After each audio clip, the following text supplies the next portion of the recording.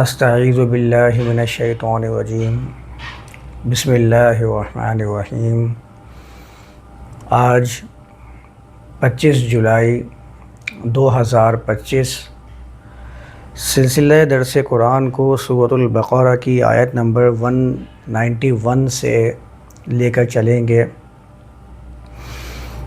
آیت نمبر 191 میں اللہ نے بیان فرمایا ہے وَاقْتُلُوهُمْ حَيْثُ ثَقِفْتُمُوهُمْ وَأَخْرِجُوهُمْ مِنْ حَيْثُ أَخْرَجُوكُمْ، اور ان کو قتل کرو جہاں بھی تم ان پر گرفت کر سکتے ہو، جہاں بھی جیسے بھی مہارت ان پر حاصل کر سکتے ہو۔ وَأَخْرِجُوهُمْ مِنْ حَيْثُ أَخْرَجُوكُمْ، اور ان کو وہاں سے بے دخل کر دو، دور کر دو جہاں سے انہوں نے تمہیں بے دخل کیا ہے۔ اب اس آیت کا ترجمہ میں نے دونوں پہلوؤں سے بیان کر دیا تھا، پچھلی ویڈیو کے اندر وہ دیکھا جا سکتا ہے۔ آگے اللہ بیان فرماتا ہے وَالْفِتْنَةُ أَشَدُّ مِنَ الْقَتْلِ، اس پر بھی بڑی تفصیل سے ہم لوگوں نے بات کی تھی کہ فتنہ قتل سے زیادہ شدید ہے۔ شدید کا مطلب ہوتا ہے عربی زبان میں کسی چیز کا مضبوط ہو جانا، کسی چیز کا سخت ہو جانا۔ اس کا عام ترجمہ کرتے ہیں وَالْفِتْنَةُ أَشَدُّ مِنَ الْقَتْلِ، قتل سے زیادہ شدید فتنہ ہوتا ہے، اور فتنے کے معنی ہم لوگ ہمیشہ نیگیٹو لے لیتے ہیں، جس کی وجہ سے ہم لوگوں نے یہ ایک مثال بنائی ہوئی ہے کہ کسی کو بھی فتنہ قرار دو اور اس کو قتل سے زیادہ شدید قرار دے کر اس کا سد باب کرنے کی یا اس کی سرکوبی کرنے کی کوشش کرو کہ فلاں صاحب تو بڑا شدید فتنہ ہے، ان کو ختم کر دیا جائے، کیونکہ فتنہ قتل سے زیادہ شدید ہے۔ اس پر ہم نے بہت تفصیل سے پچھلے سیشن میں بات کی ہے کہ یہاں فتنے کا آپ معنی، بنیادی معنی سامنے رکھ لیجئے، آپ کو اندازہ ہو جائے گا، اس کے دونوں پہلو سامنے آ جائیں گے۔ فتنہ ممتاز کرنے کے لیے استعمال کیا جاتا ہے، کھرے کو کھوٹے سے الگ کرنے کے لیے استعمال کیا جاتا ہے۔ یہ کھرے کو کھوٹے سے الگ کر دینا یہ قتل سے زیادہ مضبوط طریقہ کار ہے۔ آپ اس کو اس طرح سے ابھی سمجھ لیجئے، میں نے اس بہت تفصیل سے بات کر لی ہے۔ وَلَا تُقَاتِلُوهُمْ عِنْدَ الْمَسْجِدِ الْحَرَامِ حَتَّى يُقَاتِلُوكُمْ فِيهِ، ان سے قتال نہ کرو مسجد حرام کی موجودگی میں۔ اس پر بھی ہم نے بہت تفصیل سے بات کی ہے کہ مسجد حرام کیا ہے، محترم، معظم، جس کو رکاوٹ لگائی گئی ہو، ایسا معاہدہ جس کو تسلیم کر دیا گیا ہو، اس کے موجودگی میں ان کے ساتھ کوئی قتال نہ کرو، حتیٰ یقاتلوکم فیہ، یہاں تک کہ وہ خود اس معاہدے کی دھجیاں اڑا دیں، حتیٰ یقاتلوکم فیہ، اس کے بارے میں۔ فَإِن قَاتَلُوكُمْ، پس اگر وہ تم سے قتال کریں، فَاقْتُلُوهُمْ، تو تم بھی ان کو قتل کرو۔ قتل کا معنی میں بہت دفعہ بیان کر چکا ہوں کہ قتل کا معنی کسی کی موجودگی کو، کسی کے اثر کو کم کر دینا، ایسے طریقے سے قانون کو نافذ کرنا کہ جو فتنہ، جو فساد، جو معاملات کو بگاڑنا چاہتے ہوں۔ اب دیکھیں میں نے فتنے کے الفاظ استعمال کیے فساد کے ساتھ، کیونکہ ہم نے بھی اردو زبان کے اندر فتنے کو ایسے ہی سمجھا ہوا ہے، تو آپ اس کو اردو کی زبان کے حساب سے ہی فتنہ سمجھیے گا۔ میں ابھی الفتنہ کی بات نہیں کر رہا جو قرآن کے اندر بات ہو رہی ہے۔ تو اگر وہ قتال کریں، اگر وہ تمہارے اثر کو کم کریں، تم سے جھگڑا کریں، تمہیں ختم کرنے کی کوشش کریں، تو تم ان کے اثر کو کم کرو۔ یہ ان کے اثر کو مطلب یہ ہے کہ جو فساد کرنا چاہتے ہیں معاشرے کے اندر، یہ ان کے بارے میں بات ہو رہی ہے۔ کذالک جزاء الکافرین، ایسے ہی انتشار برپا کرنے والوں کا بدلہ ہوا کرتا ہے۔ ایسے ہی لوگوں کے لیے جو وسائل اللہ نے اس کائنات میں، اس دنیا میں رکھے ہیں، ان وسائل کو چھپا کر رکھنے والوں کا بدلہ ہوا کرتا ہے۔ کافرین کے کئی معنی میں بیان کر چکا ہوں، اس سے آپ سمجھ لیجئے۔ فَإِنِ انْتَهَوْا، پس اگر وہ رک جائیں، باز آ جائیں، انتہا پر پہنچ جائیں، فَإِنَّ اللَّهَ غَفُورٌ رحیم، تو بے شک اللہ غفور بھی ہے اور رحیم بھی ہے۔ یعنی اللہ اپنی صفات بیان کر کے واضح کر دیتا ہے کہ اللہ کی صفات کو اپنے اندر پیدا کر لیجئے۔ وہ جس طرح حفاظت فراہم کرتا ہے، جس طرح کوتاہیوں میں جو کمیاں پیدا ہو جاتی ہیں ان کی بھرپائی کرتا ہے، تو تمہارا کام بھی یہی ہونا چاہیے۔ آیت نمبر 193 سے آج بات شروع کرتے ہیں۔ اللہ بیان فرماتا ہے وَقَاتِلُوهُمْ حَتَّى لَا تَكُونَ فِتْنَةٌ وَيَكُونَ الدِّينُ لِلَّهِ، وَقَاتِلُوهُمْ، ان سے قتال کرو، حتیٰ یہاں تک کہ لا تکون فتنہ، فتنہ نہ ہو پائے، فتنہ باقی نہ رہ پائے۔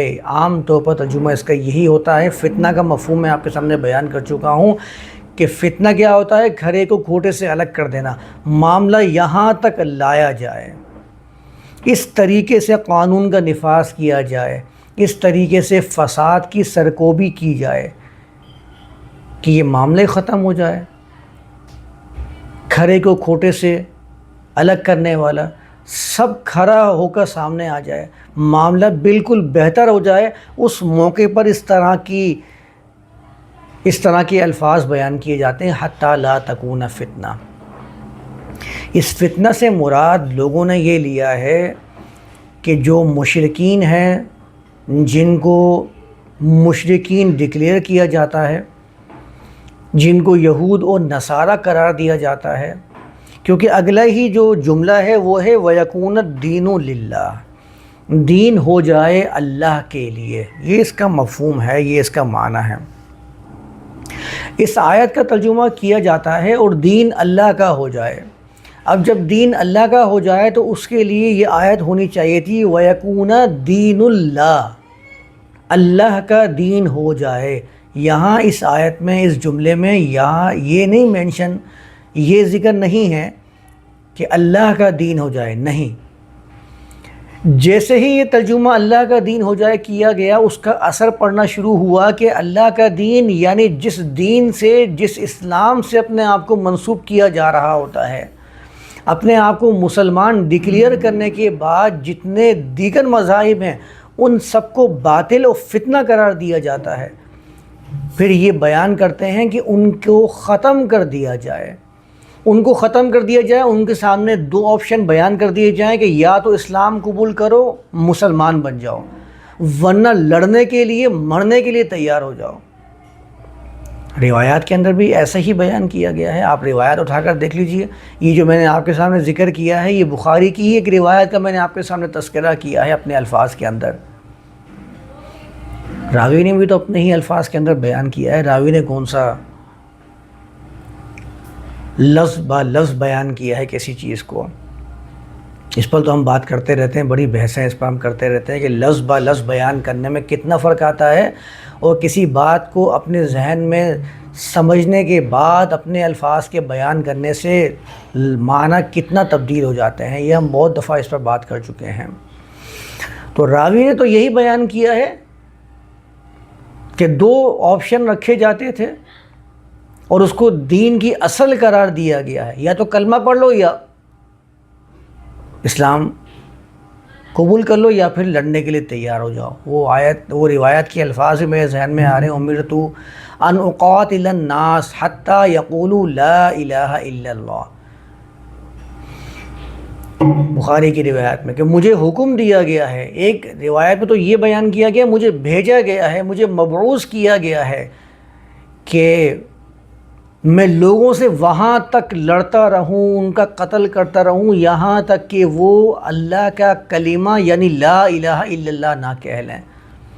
اس روایت کو اس آیت کی تفسیر میں، تشریح میں، بیان کے اندر وضاحت کی جاتی ہے، پیش کیا جا رہا ہوتا ہے، بتایا جا رہا ہوتا ہے وَيَكُونَ الدِّينُ لِلَّهِ کا مطلب یہ ہے کہ آپ لوگوں کو قتل کرتے رہیں، ان کو زندہ رہنے کا، دنیا میں اپنی زندگی گزارنے کا کوئی حق نہیں ہے، یا تو وہ زندہ رہیں تو اسلام کو قبول کرنے کے بعد زندہ رہیں، یا پھر ان کو قتل کر دیا جائے، یہ ان کا حق ہے۔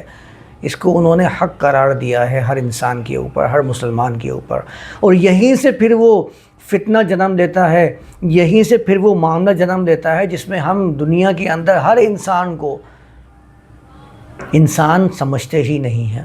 انسان صرف اسے سمجھتے ہیں جو اپنے آپ کو مسلمان کہہ کر اپنے آپ کو اس کیٹیگری میں، اس مذہب میں شمار کرنا شروع کرتا ہے، ورنہ ہماری نظر میں اس کی کوئی اہمیت نہیں ہوتی ہے، بلکہ ہم نے ایسے الفاظ، ایسے کلمات لوگوں کے سامنے بیان بھی کیے ہیں کہ ایسے شخص کی مثال اللہ کے نزدیک ایسے ہی ہے جیسے کہ جانوروں کی ہوتی ہے۔ جس طرح جانوروں کی اللہ کے نزدیک کوئی حیثیت نہیں ہے، اس طرح اس کی بھی کوئی حیثیت نہیں ہوتی ہے۔ ہم نے ایسے ہی اس چیزوں کو بیان کیا ہوا ہے جس کی وجہ سے انسانیت ہماری نظر میں دوسرے درجے میں آ جاتی ہے، پہلے درجے کے اندر مذہب آ کے کھڑا ہو جاتا ہے۔ چند الفاظ کے ترجمہ کرنے سے یہ فرق آیا ہے، آپ دیکھتے جائیے۔ وَيَكُونَ الدِّينُ لِلَّهِ وَيَكُونَ الدِّينُ اللَّهِ نہیں ہے، اللہ کا دین ہو جائے، یہ اس کا ترجمہ نہیں ہے۔ میں آپ کے سامنے دونوں پہلوؤں سے اس کو بیان کر دوں گا۔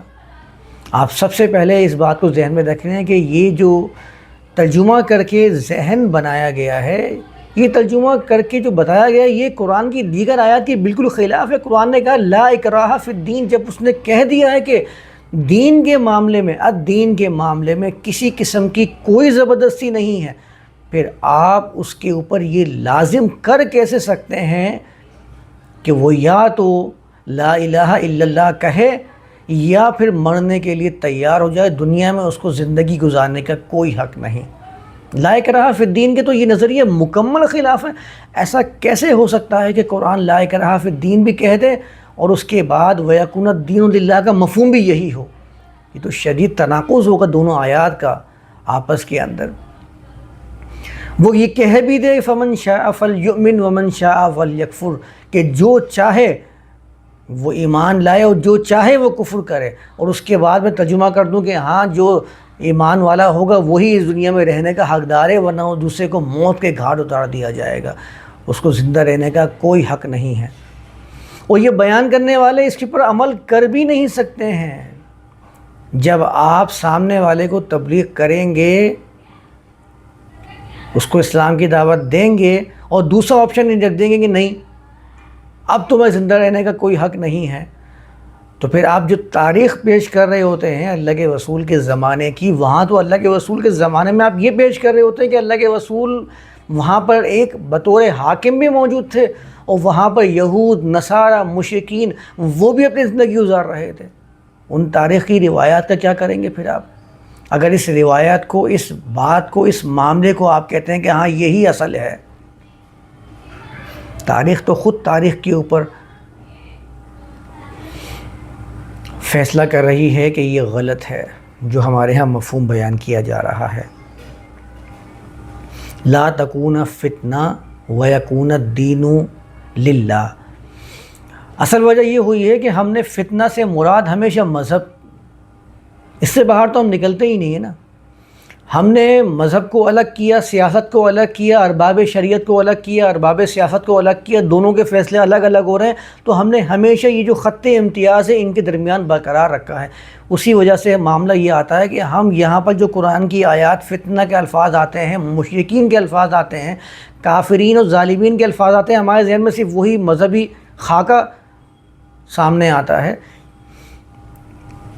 کیونکہ ارباب شریعت نے ہمیشہ اس کے ترجمے، اس کے مفاہیم ایسے ہی بیان کیے ہیں۔ ہم کبھی ظالمین سے، کافرین سے، مفسدین سے، مشرکین سے، معاشرے کے اندر فساد برپا کرنے والے لوگ شماری نہیں کرتے ہیں، سمجھتے ہی نہیں ہیں کہ وہ اس کے اندر شامل ہیں۔ اسی وجہ سے تو فتنے کا لفظ ہمیشہ ہمیں مشرکین، یہود اور نصارہ کے جسم میں شکل میں سامنے آتا ہے۔ اگر ہم یہاں پر فتنے کا مفہوم یہ کر بھی رہے ہیں تو فتنے کا مفہوم ہم پھر یہی کیوں لیں کہ مذہبی شخصیات، ہم پھر اس سے مفہوم یہ کیوں نہیں لیتے ہیں کہ معاشرے کا وہ طبقہ جو معاشرے کے اندر فتنہ، فساد برپا کرنے کی کوشش کر رہا ہے، جو آگ لگانے کی کوشش کر رہا ہے، اس کو نعرہ للحرب قرآن نے قرار دیا ہے، اس سے یہ مراد کیوں نہیں لے رہے؟ جب ہم اس سے یہ مراد لیں گے تو وَيَكُونَ الدِّينُ لِلَّهِ کا مفہوم آپ چاہے یہ کر لیجئے کہ اللہ کا دین قائم ہو جائے، تو ہمیشہ اس سے مفہوم یہ نکلے گا کہ اللہ کا دین کا مطلب ہوا ان الدین عند اللہ الاسلام، سلامتی قائم ہو جائے، یہاں تک کہ سلامتی کا دورہ ہو جائے، ہر شخص اپنے آپ کو محفوظ گمان کرے اور دوسرے کو بھی حفاظت دینے کا وہ ضامن قرار پائے۔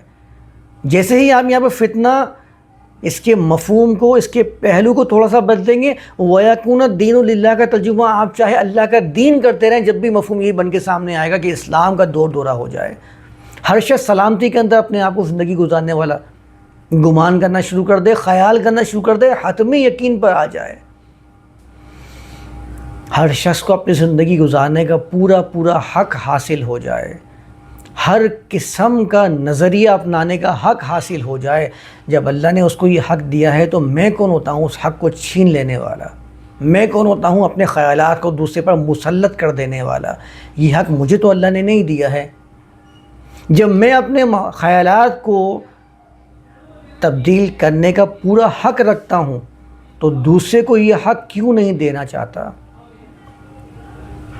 یہ سوچ جیسے ہی پیدا ہو جائے گی وَيَكُونَ الدِّينُ لِلَّهِ کا مفہوم خود ہی میرے اندر تبدیل ہونا شروع ہو جائے گا، میں اس کو خود ہی سمجھنا شروع ہو جاؤں گا کہ اس کا مطلب کیا ہے۔ ورنہ میں ہمیشہ یہ سمجھتا تھا ہوں کہ ان الدین عند اللہ الاسلام، اللہ کے نزدیک دین اسلام ہے تو مسلمان بن جاؤ ورنہ گولی کھاؤ، تلوار لے کے کھڑا ہو جاؤں گا، یا تو اسلام قبول کر یا پھر اس دنیا سے رخصت ہو جا۔ اور یہی وجہ ہے جس کی وجہ سے معاملات اتنے گمبھیر ہو چکے ہیں کہ ہر جگہ اس شخص کو جو اپنے آپ کو مسلمان کہہ رہا ہوتا ہے اس کو شک کی نظر سے دیکھا جا رہا ہوتا ہے کہ یہ تخریب کار ہے۔ ایسا کیسے ہوتا ہے کہ جو مسلم بھی ہو وہ تخریب کار بھی ہو؟ یہ ممکن ہی نہیں ہے کہ دو متضاد صفات ایک ہی شخص میں شامل ہو جائیں۔ مسلم تو ہے ہی وہ جو تخریب کار نہ ہو، اسلام تو ہے ہی وہ جس میں تخریب کاری نہ ہو۔ آپ نے اگر کسی کے مذہب کو باطل قرار دے کر اس کا حق چھیننے کی کوشش کی ہے تو آپ مسلم نہیں ہیں۔ ہاں، آپ مسلم اس وقت ہیں کہ جب آپ اس کو اس کے نظریے پر قائم رہنے کا مکمل اختیار سونپتے ہیں، اور ہم کرتے بھی یہی ہیں۔ اسلام کے نام پہ بننے والے ممالک کے اندر کیا ایسے لوگوں کو پناہ نہیں دی جاتی ہے؟ کیا ایسے لوگوں کو زندہ رہنے کا حق نہیں دیا جاتا ہے کہ جو اپنے آپ کو مسلمان ڈکلیئر نہیں کرتے ہیں؟ اس کا مطلب تو یہ ہوا کہ آپ قرآن کی آیات کے ترجمے چاہے کتنا پیش کرتے رہیں، غلط ترجمے پیش کرتے رہیں، غلط بیانات پیش کرتے رہیں، روایات اٹھا کر ان کے سامنے لاتے رہیں، وہ نہیں قبول کر رہے ہیں اس بات کو۔ پوری دنیا اس بات کو ریجیکٹ کر چکی ہے، نہیں تسلیم کرے گی۔ آپ بھی تسلیم نہیں کر رہے ہیں تو پھر ترجمہ غلط کیوں پیش کیا جا رہا ہے؟ کیوں بیان نہیں کیا جا رہا ہے کہ وَيَكُونَ الدِّينُ لِلَّهِ، اللہ کے لیے؟ اللہ کے لیے جب بھی قرآن کے اندر آتا ہے اس کا مطلب ہے انسانیت کے لیے، اور انسانیت کے لیے سب سے بنیادی چیز جو قرآن نے بیان کی ہے ان الدین عند اللہ الاسلام، یہ سارا اسلام کا جو لفظ ہے یہ سب کا سب انسانیت کی طرف جا رہا ہے، کائنات کی طرف جا رہا ہے کہ آپ کی ذات دوسرے کے لیے حفاظت کی ضامن بن جائے تو آپ مسلم بن جائیں گے، یہ اسلام کہلائے گا جو آپ اس معاملے کو لے کر چل رہے ہیں۔ تو وَيَكُونَ الدِّينُ لِلَّهِ کا مطلب ہی یہی ہے۔ اس کے مطلب کو غلط کرنے کے بعد جو معاملات سامنے آئے ہیں اس کو دنیا نے دیکھ لیا ہے۔ میں تو ایک صاحب سے ایک دفعہ یہ پڑھ رہا تھا، ان صاحب نے کمال لکھا تھا جب انہوں نے یہ حالات دیکھے تھے، قرآن کی غلط تراجم دیکھے تھے، انہوں نے یہ بات کہی تھی اور بڑی کمال کہی تھی۔ انہوں نے کہا تھا کہ مسلمان دنیا والوں پر، دنیا کے لوگوں پر صرف ایک احسان کر دیں کہ ان کو سکون سے جینے دیں، یہ سب سے بڑا احسان ہوگا مسلمانوں کا دوسرے انسانوں کے اوپر۔ کیوں کہا تھا؟ یہ کہنے کی کیوں ضرورت پیش آ گئی تھی؟ اس کی وجہ یہی تھی کہ قرآن کی غلط ترجمے کر کے اپنے اغراض و مقاصد کو حاصل کرنے کے لیے لوگوں کو اس راہ پر گامزن کر دیا ہے کہ جو تمہاری طرح نہیں ہے اس کو ختم کر دو۔ اس سے صرف کیا ہے کہ اپنے مقاصد کو پورا کرنے کے لیے لوگوں نے ایسی ایسی جماعتیں بنائی ہیں دنیا بھر کے اندر، اور اسلام کو सबोताज करने की कोशिश की है, اور لوگوں نے یہی سمجھنا شروع کر دیا کہ اسلام جو یہ پیش کر رہے ہیں وہی اسلام ہے، جس نے اسلام کو چھوڑا اس نے اسی اسلام کو چھوڑا۔ نہیں بھائی، آپ قرآن کو آ کر دیکھیں، یہ وہ اسلام نہیں ہے جو وہ پیش کر رہے ہیں۔ یہ تو آپ کو مکمل اسلام سلامتی کی ضمانت دیتا ہے، وہ کبھی آپ کو آپ کے نظریے کو تبدیل کرنے پر فورس نہیں کرتا، کبھی آپ پر جبر نہیں کرتا، وہ تو پورا پیغام دیتا ہے لا اکراہ فی الدین، دین کے معاملے میں کوئی جبر اکراہ ہے ہی نہیں۔ جس کو جو نظریہ اپنانا ہے وہ اپنے نظریے پر گامزن رہ بھی سکتا ہے اور لوگوں کے سامنے اس کو پیش بھی کر سکتا ہے۔ آزادی رائے کا احترام جو قرآن دیتا ہے، اس سے زیادہ احترام کون دے گا؟ کوئی ایسی مذہبی کتاب جس میں آزادی رائے کا اتنا احترام کیا گیا ہو کہ دوسرے مذاہب کے اندر جن کو بانی سمجھا جاتا ہے اس مذہب کا، ان کا بھی تذکرہ لے کر ان کے اوصاف کو بیان کیا جا رہا ہوتا ہے؟ بتائیے ایسا کوئی مذہبی کتاب؟ وجہ کیا ہے کہ یہ مذہبی کتاب نہیں ہے، یہ دین ہے۔ تو وَيَكُونَ الدِّينُ لِلَّهِ، اللہ کے لیے دین ہو جائے، یہ اس وقت ہوگا جب ہر شخص کو اس کے نظریے کے مطابق زندگی گزارنے کی اجازت مکمل حاصل ہو جائے گی، اور ہر شخص سلامتی والا ہوگا، تخریب کاری کے اندر کوئی نہیں ہوگا۔